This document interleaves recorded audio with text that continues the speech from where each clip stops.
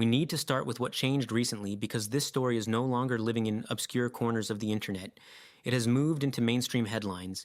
Major outlets have reported that Bill Gates publicly acknowledged having extramarital affairs, and again, described his past relationship with Jeffrey Epstein as a serious mistake in judgment. That distinction matters, because there are now two separate layers to this story. The first is what Gates himself has openly admitted: affairs, poor personal decisions, and repeated regret over meeting Epstein.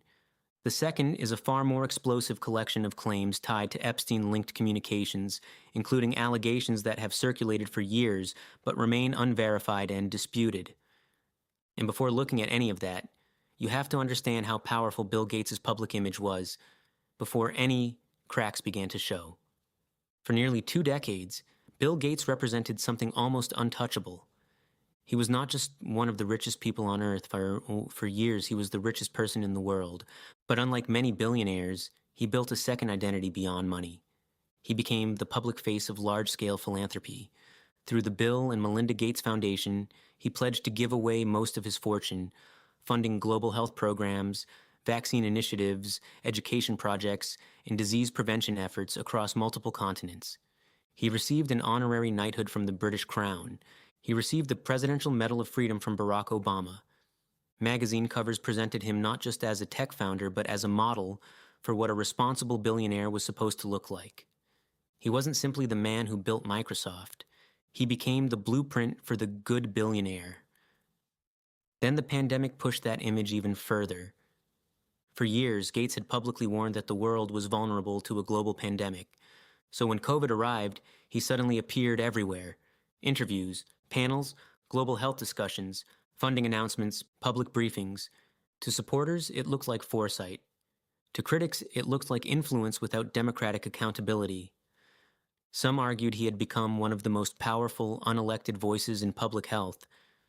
And while many conspiracy theories around that period were exaggerated or false, the damage now affecting his reputation does not come from conspiracy theories.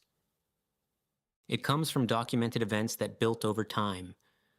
By 2021, the image Gates had spent decades constructing was already under pressure. That year, he and Melinda French Gates announced the end of their marriage after 27 years. Publicly, the statement was calm and measured. They said they no longer believed they could grow together as a couple in the next stage of life. But behind that statement, the public soon began learning that the story was far more complicated. For years, Bill and Melinda had represented stability. The origin story itself became part of that image. He was the brilliant Harvard dropout building Microsoft. She joined the company as a product manager. He pursued her. She initially declined. Eventually, the relationship developed and they married in Hawaii. She later left Microsoft to focus on family life and their 3 children. For decades, the image remained controlled, disciplined, almost unusually clean for someone operating at that level of wealth and power. Then, the divorce changed everything, because soon after, older stories returned with new force. Reports resurfaced that Microsoft had previously investigated allegations involving Gates and an employee years earlier. That internal review reportedly contributed to his later departure from Microsoft's board. Then, additional reporting described multiple situations in which Gates allegedly pursued women connected to his professional environment. One message frequently cited in reporting involved an email invitation that ended with a sentence many people found striking: "If this makes you uncomfortable, pretend it never happened." That single line drew enormous attention because it changed how people interpreted his public persona. But according to later reporting, what troubled Melinda Gates most was not simply infidelity, it was Jeffrey Epstein. And this is where the timeline becomes impossible to ignore. The key fact is simple. Bill Gates began meeting Jeffrey Epstein years after Epstein had already been convicted in 2008 for soliciting prostitution from a minor. That conviction was public. His status as a registered sex offender was public. Yet meetings still happened, multiple times. According to reporting, these meetings began around 2011 and included visits to Epstein's Manhattan townhouse. That alone created a reputational problem, because by then, Epstein's name already carried enormous public stigma. Gates has repeatedly explained those meetings as attempts to discuss philanthropy and global health funding. That was the official explanation.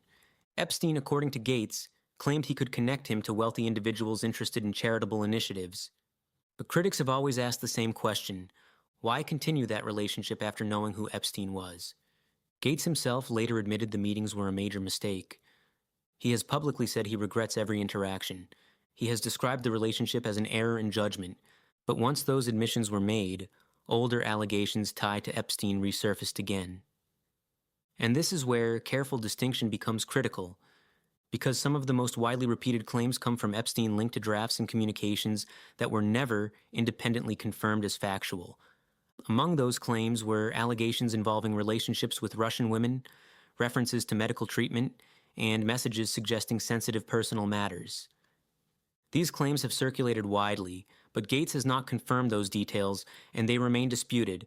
Still, even disputed claims become powerful when attached to someone whose public image depends heavily on trust. And trust is exactly what started eroding. Melinda Gates later made clear that she viewed Epstein differently than her husband did. She described him in extremely harsh terms. She made clear she did not approve of the relationship. And reports suggest that Gates's connection to Epstein became one of the major factors contributing to the collapse of their marriage. Around the same period, divorce attorneys reportedly entered the picture. That timing matters because it shows how private decisions were already colliding with public reputation. And once that process began, Gates's legacy stopped being judged only through philanthropy. It began being judged through contradiction. Because the contradiction is obvious. A man globally associated with health, ethics, and humanitarian work had repeatedly chosen to spend time with one of the most notorious disgraced figures in modern elite circles. That contradiction is difficult to erase, and it arrives on top of earlier concerns that had followed Gates for decades. Long before Epstein entered the public conversation around Gates, critics had already questioned how he built and protected influence. The most famous early challenge came in the late 1990s, when Microsoft faced antitrust action. The U.S. government accused Microsoft of abusing monopoly power. The trial became one of the most public legal confrontations in tech history. Gates's courtroom testimony damaged his image at the time, because he appeared defensive, evasive, and unusually cold under questioning. For many people, that was the first time the polished image cracked. Microsoft survived, but something changed. And after that period, Gates increasingly moved toward philanthropy as the dominant public face of his legacy. That shift became extraordinarily effective. Over time, the Gates Foundation funded global health projects, media initiatives, research partnerships, and educational programs on a massive scale. Critics later pointed out that foundation money also reached media-related projects and journalism partnerships, raising questions about how influence can operate indirectly. Supporters argued this was normal philanthropy. Critics argued that when one individual funds enough institutions, narrative power inevitably follows. At the same time, Gates's personal wealth continued growing. Even after enormous charitable commitments, his net worth expanded dramatically over the long term. His investments diversified far beyond software. One area that drew particular attention was farmland. By 2021, Gates had become one of the largest private farmland owners in the United States. That immediately triggered new debate. Was it strategic long-term investing? Or was it another example of large-scale influence expanding into critical infrastructure sectors? Again, supporters saw foresight, critics saw concentration of power. And this is why the Gates story has become larger than one scandal, because every controversy now connects to a broader public question. How much influence should one person hold across technology, health, agriculture, media, and philanthropy at the same time? That question becomes even sharper when personal reputation weakens. Because legacy is never built only by achievements. It is also shaped by associations, by private choices, by judgment under pressure. Bill Gates built one of the strongest reputational transformations in modern history, from aggressive software monopolist to global philanthropist, to one of the most trusted billionaire public figures in the world. But reputations built over decades can weaken very quickly when contradictions become impossible to ignore. And that is where he stands now. Not erased, not destroyed, but clearly viewed differently than before.